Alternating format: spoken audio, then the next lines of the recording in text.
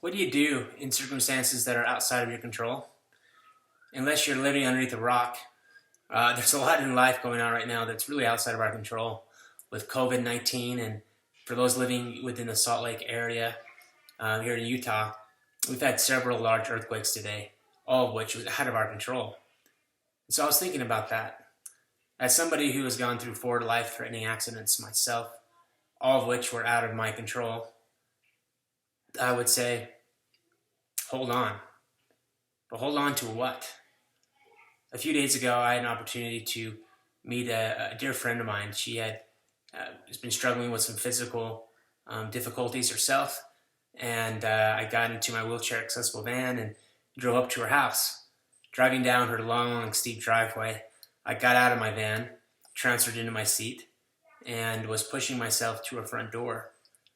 Frustratingly, when I got there, I realized that there was no way I could get inside of her house like I was hoping for.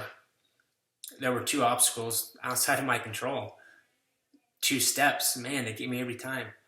And I couldn't get inside. And so I called her and she came out and she sat on the porch while I sat below. Don't worry, we were socially isolating. We were far enough away. And I didn't really know what to say, so I looked around her yard and then it hit me. And I told her, I said, you know my story, right? You know I've been sitting down for 22 years after I broke my neck. I'm a quadriplegic, sitting down in a wheelchair. And I said, but what I've learned from that is that nothing in life is ever fair, nor is it ever level.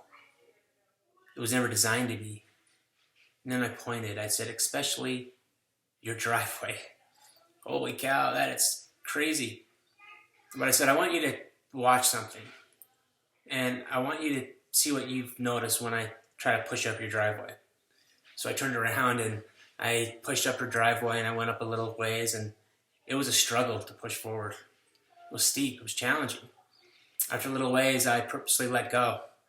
And I let go for 3 or 4 seconds, and I quickly started rolling backwards and nearly out of control. And I thought, okay, I better grab my wheels before I crash and do an endo on the grass, and then we'd both be in trouble. And so I stopped, and then I wheeled back around and pushed back to where she was sitting on the porch. And I asked her, I said, what did you notice? She said, well, Brandon, my driveway is really steep. And I said, yes. Life can be difficult. She said, also, it took a lot of effort to push up it. I said, yes, moving forward is a choice. And then she said, and then you started rolling backwards. I said, you're right. That's because I let go. I let go of my willpower. And I told her that whenever I'm outside and if I let go of my willpower, I allow the gravity of my circumstance to take me downhill. And I allow my circumstances to be in control. And when you sit in a wheelchair, nothing in life is ever level.